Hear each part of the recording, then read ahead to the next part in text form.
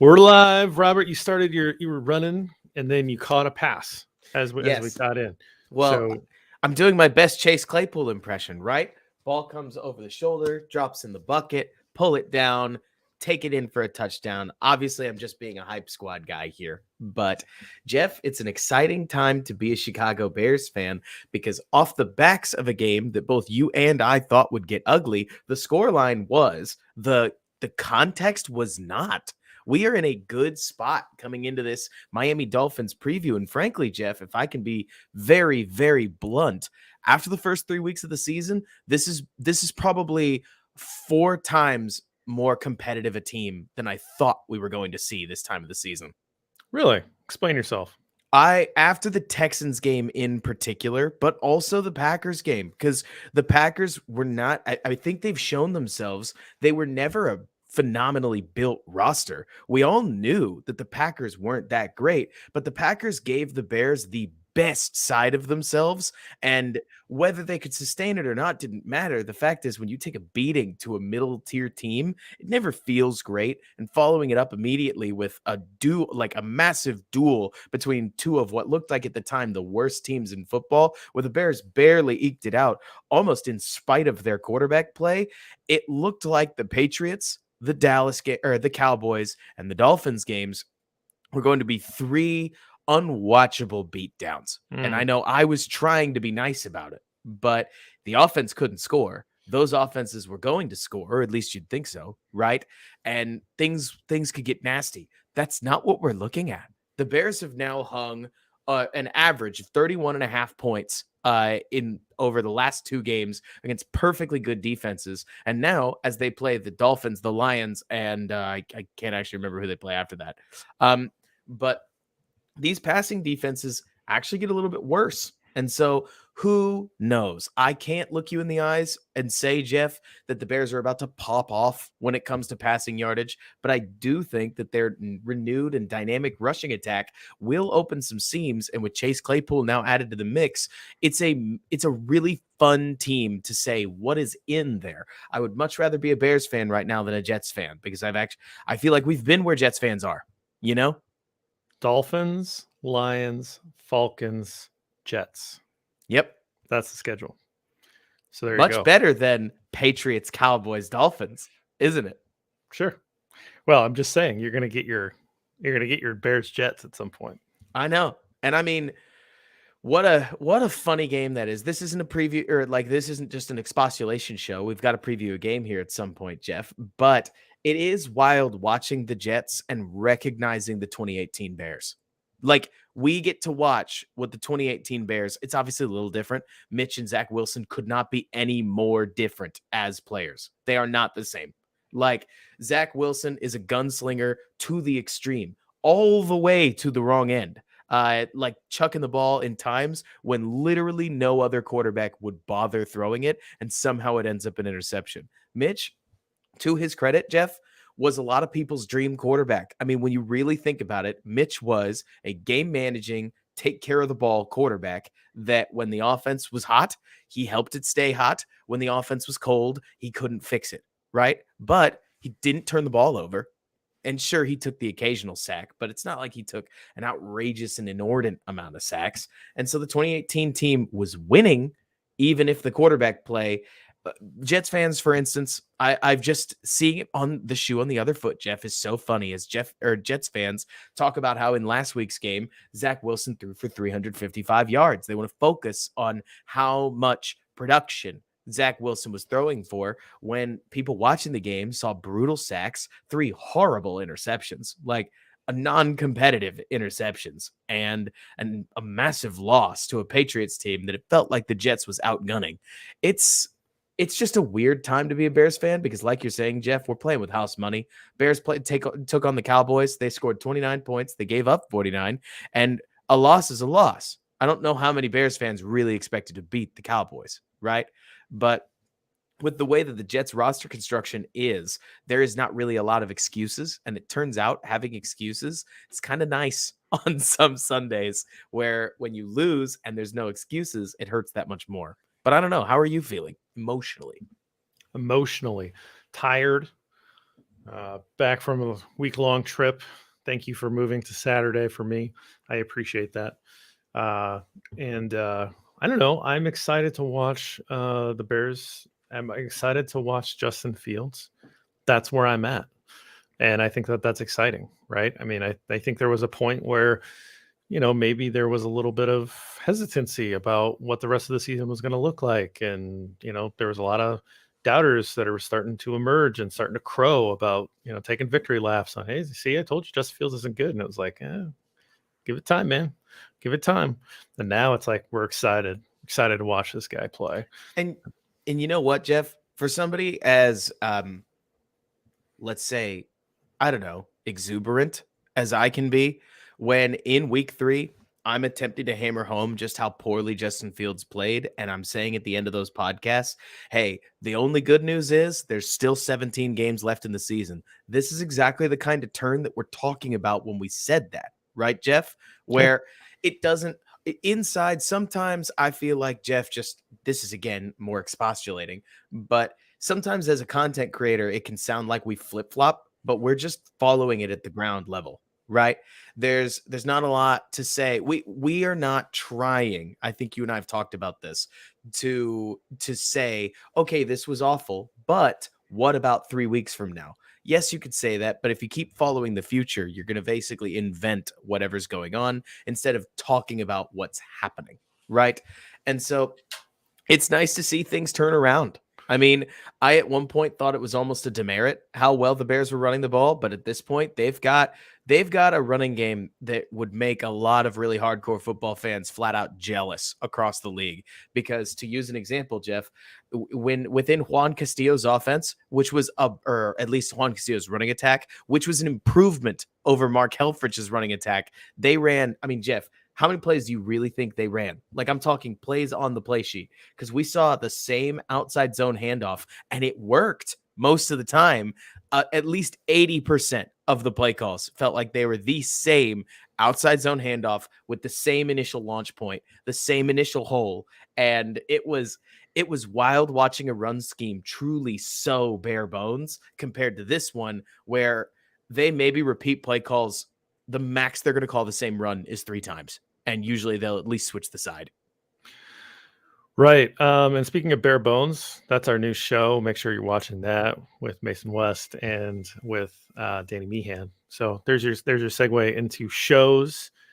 We should run a 10-minute drill. What do you think? Want to run a 10-minute drill? Let's do it.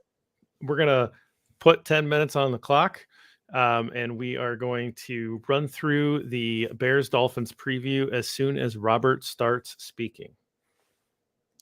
The Chicago Bears take on the Miami Dolphins is it in Miami? Let's reset this. Yeah, give me this. It is in no, it's in Soldier Field, isn't it? It's in Soldier Field. Oh, that's a huge win for them. Anyways, good. That's good to know. That changes a lot. All right, so I'm writing down a new timestamp. So when Robert starts talking. The Chicago Bears take on the Miami Dolphins in their home Soldier Field, and it should be a firecracker of a game, Jeff, as the Bears are coming off a strong 29-point offensive performance, taking on one of the most dynamic teams in football offensively. But let's start with the fun stuff. Let's start with when the Bears have the ball. And honestly, Jeff, what an interesting time to be talking about the Bears, as not only have they developed one of the premier designer run schemes in football, carried in large part by the flexibility that Justin Fields and Khalil Herbert offer together, as they each complement each other in a truly phenomenal way. For instance, defensive ends are playing Justin Fields off the backside of every run, and there's a reason, Jeff, that because those defensive ends crash to take Fields, Khalil Herbert, with the burst that he has, is cutting back up the field on the backside for touchdowns, 60-yard gains. You've seen it all season, and it is no accident. But the Bears have just now added Chase Claypool, a dynamic deep threat that should be able to take some pressure off of Darnell Mooney, who, Jeff, you and I followed it, especially the first 5 weeks of the season, has really struggled. The Dolphins' defense is boring to the point of almost not needing to talk about them. They run a 3-4 that's framed like a 4-3. They play a ton of cover 1, some cover 3, and there's a reason they're giving up so much yardage despite having pretty solid talent, and it's because, in my opinion, opinion, Jeff, the scheme's pretty uncreative. They play, I mean, truly, it is as if they are playing base 4-3 defense out of a 3-4 with the occasional bear front. There's some stuff that they're doing, and they've obviously got talent like Javon Holland, Xavier Howard, but I'm surprised they're not able to generate any more than they have with it. Hopefully the Bears can take advantage. There's a lot of curiosity going into this game, and I do need to mention Bradley Chubb, as he could be a real problem, but you never know how guys handle their first game on a brand new team. A lot of the defensive responsibilities can change, though I guess for edge, that's about as simple a position as you're going to get. Now, what are the stats saying? So when the Bears have the football, 31 is the stat. That's the number of times Justin Fields has been sacked this year. That leads the league. That is the highest number in the league. I want the Bears to do a little bit better about in that category against a Dolphins defense that has not rushed the passer well. So this would be a good opportunity to try to keep Justin Fields' jersey clean in terms of dropping back. He's probably going to get it a little dirty when he slides as he's running the football, but that's a different story. It's going to lead me into my matchup. You mentioned Bradley Chubb. Bradley Chubb coming over in a big trade with Denver. He's going to be playing his first game with the Dolphins. He's going to be playing his first game with this new giant contract that the Dolphins gave him. He's wearing number 2 as a defensive end, outside linebacker. I do not like that. I'm interested in what Bradley Chubb's going to look like against the Bears tackles. So that's going to be Braxton Jones and probably going to be Riley Reif. I would imagine he's going to get another start, although it may be Larry Borum. I want to see how the tackles hold up against Bradley Chubb and a defensive line that has not rushed the passer well. Keep Justin Fields upright. What about you for your matchup? So I'm actually going to go with a running back this week, as I want to know what number 24, Khalil Herbert, is going to do against Javon Holland. Look, Jeff, football is a game of inches and a game of capitalizing off of opportunities. And like I said, the Bears have been hitting the backside really, really well on these outside zone runs all season long. So I have no doubt that Javon Holland and Khalil Herbert are going to get a square up at some point in this game. And if Herbert can make Holland miss, or at least force a bad angle, that's a difference that can often result in 35 yards to potentially a touchdown, depending on where it happens on the field. That's a huge play. And 4, as we segue into the defense, a Soldier Field turf that will likely slow down the superstar receivers that are Tyreek Hill and Jalen Waddle. Obviously, you can only slow them down so much, Jeff, but this Dolphins offense is so loaded with speed. It is so fun to watch. I mean, they're running an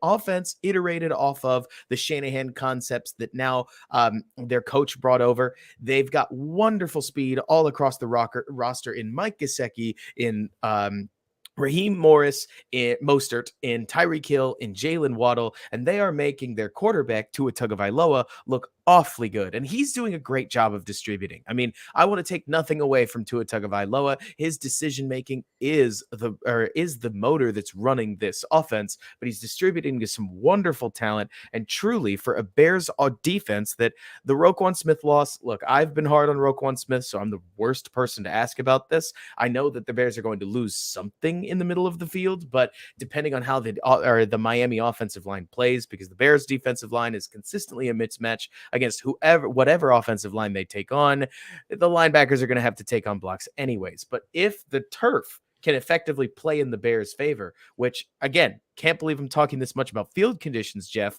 but with this offense in particular, if Tyreek Hill, if Mostert, if Waddle is one step slower, that helps Eddie Jackson and Jalen Johnson keep pace much, much better than if they're playing on AstroTurf. What are you seeing from stats? Well, you love it because Tua Tagovailoa already mentioned the turf at Soldier Field in some of his comments. The 12th man for the Chicago Bears already in the head of Tua Tagovailoa. He is my stat this week. 112.7 is his passer rating. We know passer rating is not a perfect statistic, but we are comfortable with it. We know that that is a good number. That is number 1 in the league. Would you have believed that Tua Tagovailoa is the best passer in terms of passer rating in the National Football League halfway through this season?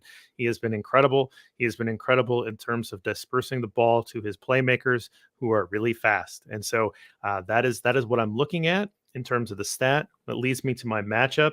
Tyreek Hill, his number 1 target, has he currently leads the league in receptions and reception yards. So he is absolutely tearing it up. So my matchup is Tyreek Hill against these Bears corners, specifically best on best Jalen Johnson.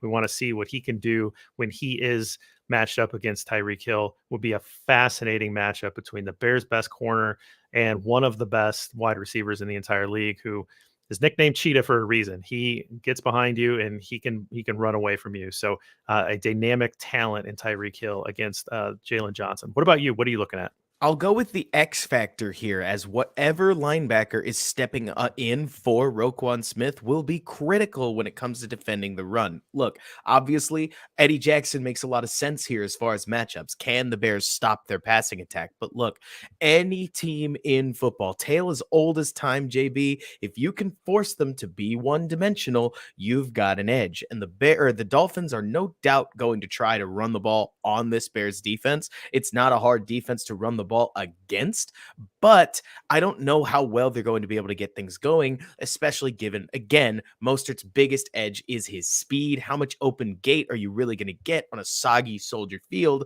depending on conditions? Weather's not been great lately. So we'll see what happens, but I'm hoping that either Jack Sanborn or Sterling Weatherford can step in and make some plays.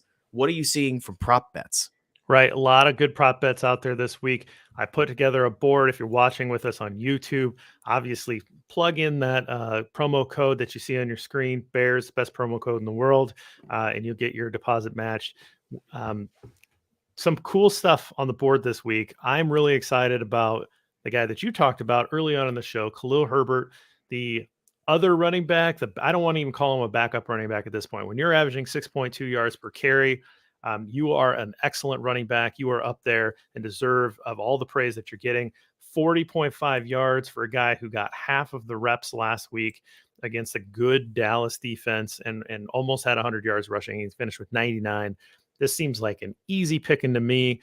40.5 rushing yards. I'm gonna take the over on Khalil Herbert. That's the one that jumps out to me. Any of these on the board that you like? So I actually love the under on Tua Tagovailoa's passing yards, because I struggle to see a world, Jeff, in which his passing yardage specifically eclipses that number. This is going to sound awfully silly, Jeff, but you got to remember Dak Prescott, who had everything he could have possibly asked for last week against this Bears defense, still only threw for 250 passing yards. When this Bears defense is playing well, or poorly, frankly, they're either giving up yards on the ground, leading to their untimely demise, or they are, frankly, having pretty good games like they did against New England. I think that Tua Tagovailoa will likely throw for 230 to 240 passing yards, but 265.5 seems awfully high on a day where it's going to thunderstorm today, or at least it's supposed to, so the field won't be totally dry. Feels like a sloppy game, and a sloppy game slows receivers down and is going to make things through the air a little bit tougher. I think there is going to be a lot of running in this football game, which means there should be a shorter game. I like where you're going with that. I like that bet. That makes a lot of sense to me. The other one I'll mention on the other side of that is betting against that Bears run defense. They're very bad in the league. I like Raheem Mostert as a running back. I think he's a really good threat. His number is 65.5 yards. He is a speed threat. So if he breaks one, he can break off chunk yards pretty easily. But again, this is really a bet against the Bears run defense. And as much as we liked the move with Roquan Smith in terms of building this roster and redistributing your resources in other places, it is still somebody that they're going to miss in this run defense because he's so fast. He is someone that could catch Raheem Mostert if he was about to break one out. So I like Raheem Mostert over 65.5 rushing yards in this one as well. Anything final thoughts before we get out of here? The 10-minute drill closing. I really think that this is one of the most intriguing games of the year. Look, the Bears have performed best when there's no expectations. And next week, playing one of the worst defenses in football, expectations are going to return. But this week against the Dolphins, truly nobody knows what to expect. And that is my favorite kind of football game. That's a 10-minute drill. Thanks, guys. Did we make it? No. Of course not. It's like 10 minutes and change. 10 minutes and change. That's like fine. It. I think you round down. DJ Duvernay asked if we're doing regular fantasy questions. And you know what, DJ? For you, we can. Ask away. Like, we've got our fantasy guru here. Like, Jeff, you've taught me a lot about how you can't necessarily do betting and fantasy until the very, very last minute. Because then, what is it? Like, you wake up in the morning and it turns out the guy you bet everything on is not playing. And so you make your picks too soon, and suddenly you pick Cam Newton to go off against. Like, I remember I did a 6 picks a while ago where Cam Newton was the linchpin of one of my arguments, and then he didn't play. So it Yeah, happens. it's so the Gamblers Den start off with Ross Reed. We do our betting lines at 10 Central, and then we move into a whole prize pick segment, which is great and fun. And we do the whole board. So we pick the whole slate. It's not just Bears game. It's the whole slate. I put up the Bears game here because those are the relevant ones that we're talking about for this Bears preview.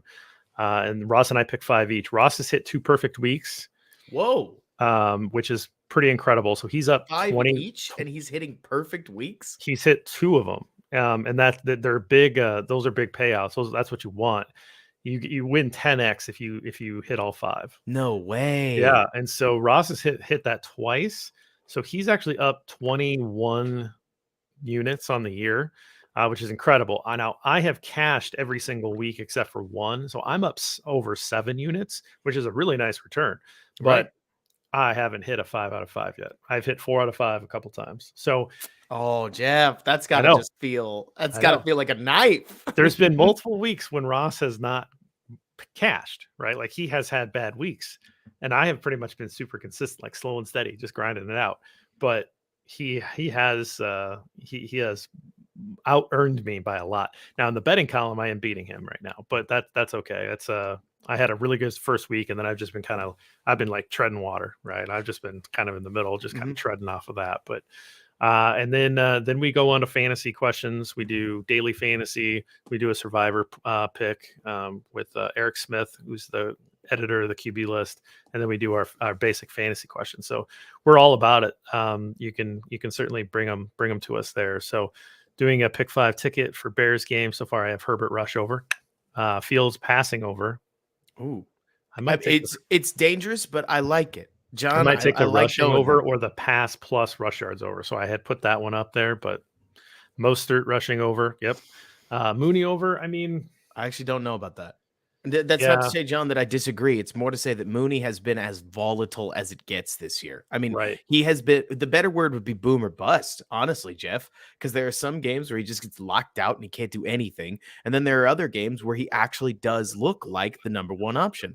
I was talking to Jeff about this pre-show, John. I can't help but wonder whether Mooney has a better game ahead of him purely because of the mystery that lining number 10 up will bring. Where does Claypool, whether he deserves it or not, draw a little bit of extra attention just because he's an unknown and he's the part of the offense that you haven't scouted? I'm really, really curious to see what happens, though I will warn you, John, defenses haven't exactly been bracketing Mooney this year. Like, at least not all of them, Jeff. There are plenty that have treated Mooney like he's just another receiver, and those are when he's had his biggest weeks. So it's going to be interesting to see. Yeah, I think your pick of taking the Tua under on passing yards might be a good way to round out John's ticket here. I mean, it's so funny, Jeff, because the Bears haven't played a bazillion home games this year, but the ones that they have, I mean, reports tomorrow. So today reports, because I literally looked up weather in the middle of the show because I forgot how much that does matter for a team like the Dolphins. I mean, They are built to play on AstroTurf in a dome. And in a dome on AstroTurf, incredible team, right? But they play outside in Miami, right? I'm not trying to say that they don't. Like, they play outside in sunny but they're Florida. built to play on a fast track. They're not mutters. Right. So I'm just sitting here thinking about how San Fran, I mean, not only was the game already goofy, but how funny was it going back to that game that as soon as the Bears scored that third touchdown, the floodgates just opened and made the last 7 minutes of football completely unplayable. So after that, looking at the fact that today reports are it's going to be stormy, the Soldier Field's just not going to dry out in time, more than likely, not at least not all the way. And then tomorrow it should be windy. Look, Tua has been great this year. but also concerns about Tua's, I don't know, arm talent really kick in when you've got a windy day. I mean, Patrick Mahomes, you're not worried about the way that the ball is going to fly, right? Josh Allen, you're not worried about whether his ball can cut through the air. When Fields is on his game, his fastball shouldn't be affected by the wind either. So hopefully it's not especially damp on the ball, because I know Fields hates the wet. But I mean, we're talking about Tua here. 30-mile-an-hour winds could be the difference between a ball blowing wildly outside of wildly out of bounds, or even better, Jeff, blowing right into center field where number 4 might be waiting for it. We'll have to see. It's not like this is going to suddenly turn Jalen Waddle and Tyreek Hill into pumpkins, but you know what I mean? Where it's like, that's the kind of weather that would absolutely favor a team that isn't just first in rushing yards. They are dominating on the ground. Oh yeah.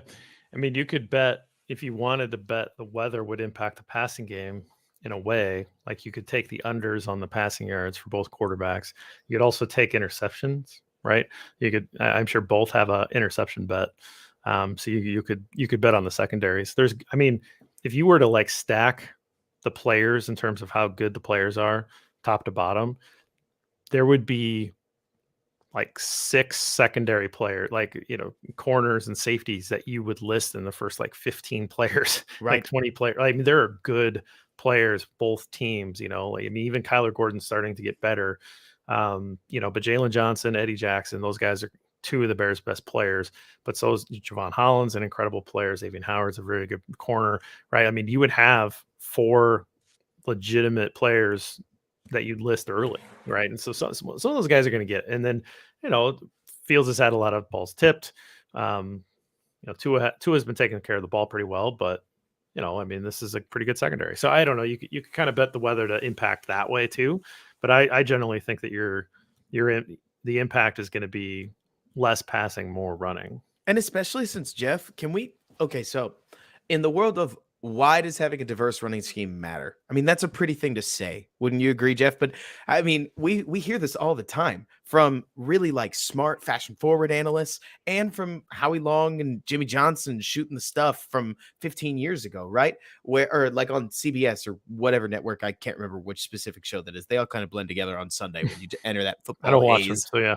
Well, you catch them on halftime in the middle of the occasional Sure. game, but you get the idea.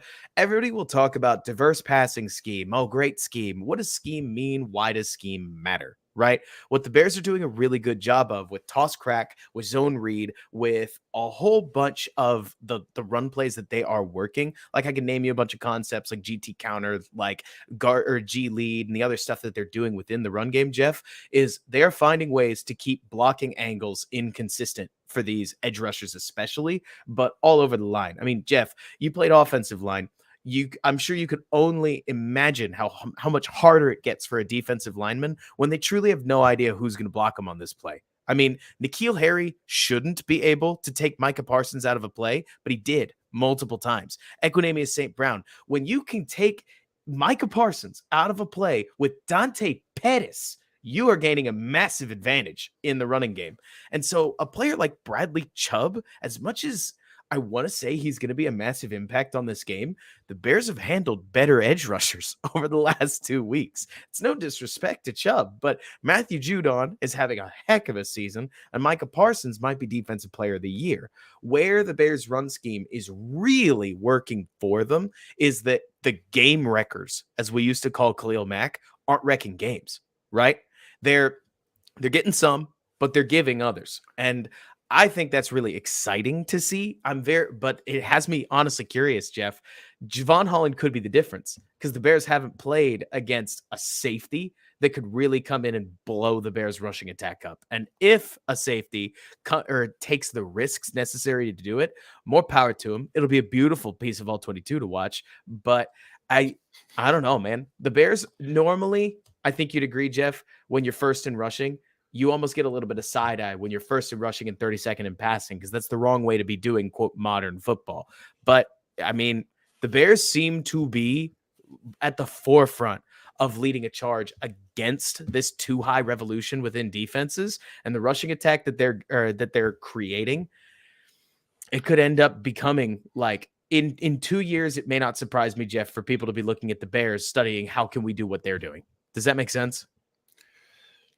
Is A that too much lot. Kool-Aid? It's a lot. I think that I would take exception to that in terms of, you would say the Eagles are certainly leading the way in a lot of ways because they have that balance that you want, Of and they course. can kind of turn the pedal, based on what the better matchups are and what's working better. So I would say that the Eagles right now are kind of the standard of this balanced offense, whereas the Bears are pretty unbalanced. They're Of course. unbalanced in a weird way. So The um modern pieces specifically with their ground attack, like yeah, segmenting but the like pass. but I mean they're I running to know. set up the pass, which is I know. fine. But I mean, it's got to be a little bit more. It was that's a little bit too Kool-Aid, yes, I would I say. hear you. But My they're my but they're but they're retort to that would capitalizing on what be they have. My retort to that would be that if you gave, look, I'm not about to say if you gave Luke Getsy, like I know, right? But it does change the math when you've got Dallas Goedert, one of the best young tight ends in football, when Devontae Smith is like one of the two best receivers on your team, to the point where, I Jeff, agree. I'm Yeah, I understand. watching their game plans. It's hard to tell whether they consider AJ Brown or Devontae Smith their number one option, right? Yeah. And when you've got talents that are playing that well, because AJ Brown was good, but he's playing great ball. Like you're saying, it brings the balance out. But I would contend to you, Jeff, that the Bears have the running game. They need a passing game that matches that level. Whereas the Eagles have both. They have the running game, they have a passing game that equals it. And frankly, the fact that the Bears receivers are as bad as they are, but they are getting the running game anyway, is something I find impressive, because we said earlier it's bad to be one dimensional. Somehow the Bears are making one dimensional too much of one dimension for other Okay. defenses to stop. Okay. We'll get to play the Eagles at some point, so we'll get to talk about it more. But Eagles running backs aren't as good as the Bears running backs. It's true. I think Jalen Hurts is a little bit ahead of what he can be in terms of, because he's been in the league a year longer and he's having success because he has all the weapons. I think Fields has a much higher ceiling, right? Maybe by the time they play, that'll be like a really fun matchup because Fields will start cooking at that point. The offensive line is not comparable. The offensive line is much, much, much better. That's what a seriously good center can do for you as well. This is a guy that's at the end of his career, but yet he's just so smart and knows how to do things and can pull and all those crazy things. Bears really need a really good center. I mean, I don't think it's Lucas Patrick's, but we'll see. But they could invest in a center, and that would do wonders for Fields. And the pass catchers are much better in Philly. So scheme wise, it might be fun to really dive in deep when the Bears play the Eagles, and kind of see what the differences are and maybe where the Bears could go.